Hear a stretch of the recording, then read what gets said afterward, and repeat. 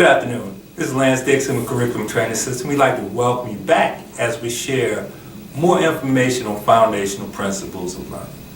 Now, last week we spoke about John Dewey, an educator from the 1800s who was basically one of the founding fathers of principles of learning. He revolutionized learning as we know it today through his theories called instrumentalism. In John Dewey's time, there were two frames of thought. There was a traditional thought on how learning should occur, where they provided information to students, and students received it, memorized concepts, memorized facts, but there was not room for independent thought. Then there was a new development which encouraged independent thought, but did not provide the structure needed for young people to truly benefit from what was being provided to them. So what John Dewey did was he bridged the gap between those two thought processes with his theories on instrumentalism. John Dewey was very big on experiential learning. He felt like theory by itself was impractical.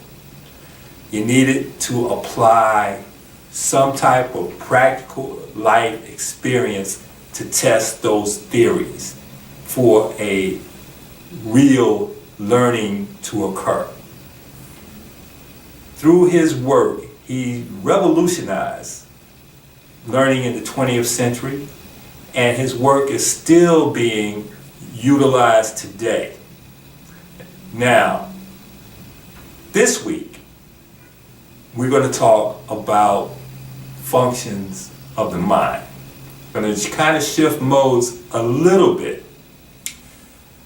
Not so much learning per se, but how the mind works, because learning occurs through what we do with the mind. Now, there's three basic functions to the mind. There's thinking, then there's feeling, and then there's warning. Now, when we think, we make sense of what's going on in the world. We judge, we analyze, we synthesize, we compare. All of this is functions of thinking. Then there's the feeling, which is telling us how we are doing. It's telling us how we believe, how we feel. Things such as being stressed, anxious, fearful, happy, sad. These are feelings. This is also a function of the mind. We're thinking, we're making sense of the world, we're feeling how we're doing in the world. And the last thing is we're warning, or our desires. It's basically telling us, what we're going for. It drives us to act. It's responsible for our behavior. It's a result of the feelings. It's a result of the thinking. Let's give you a small example. You're sleeping and you're awakened by the fire alarm. Now, the thoughts that are generated, it's a fire. I am not safe. This is a bad thing.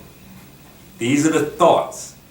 Now, based on these thoughts, feelings of anxiety, fear, stress, because of these thoughts, now your desire seeks safety. Get out of there. Find your children. Get them to safety. And based on these desires it drives your behavior, because the behavior is a result of all three functions of the mind. So your behavior is you get up, you whine, you grab your kids, you get out of the house. Three functions of the mind. Remember, thinking, feeling, and wanting. These are your desires. All of these affect and drive your behavior or the action that you take. Well, that's all I have for this week. If anything we said was helpful in any way, please share this video with others. At the bottom of this page, you will find links to our website, as well as some of the services we provide and some of the products that we offer. Thanks again, and we'll see you next week.